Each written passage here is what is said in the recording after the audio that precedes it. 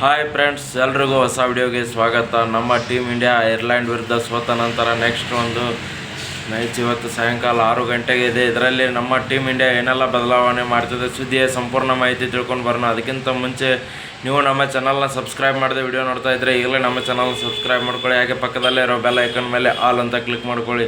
ನಾವು ಯಾವುದೇ ಹೊಸ ವಿಡಿಯೋ ಅಪ್ಲೋಡ್ ಮಾಡಿದರೂ ಮೊದಲು ನಿಮಗೆ ನೋಟಿಫಿಕೇಷನ್ ಬರುತ್ತೆ. ಕಳೆದ ಮ್ಯಾಚಲ್ಲಿ ಒಂದು ಬಾಲಿಂಗಲ್ಲಿ ನಮ್ಮಲ್ಲಿ ಚೆನ್ನಾಗಿ ಪರ್ಫಾರ್ಮೆನ್ಸ್ ಬಂದಿತ್ತು, ಬಟ್ ಬ್ಯಾಟಿಂಗಲ್ಲಿ ಅಭಿಷೇಕ್ ಶರ್ಮಾ ಅವ್ರನ್ನ ಬಿಟ್ಟರೆ ಯಾರೂ ಕೂಡ ಅಷ್ಟೊಂದು ರನ್ಸ್ ಕಲೆ ಹಾಕಲಿಲ್ಲ. ಹೀಗಾಗಿ ನಮ್ಮ ಭಾರತ ತಂಡ ಸೋಲೋಕ್ಕೆ ಅದೇ ಒಂದು ದೊಡ್ಡ ಕಾರಣವಾಯಿತು ಅಂತಲೇ ಹೇಳ್ಬೋದು.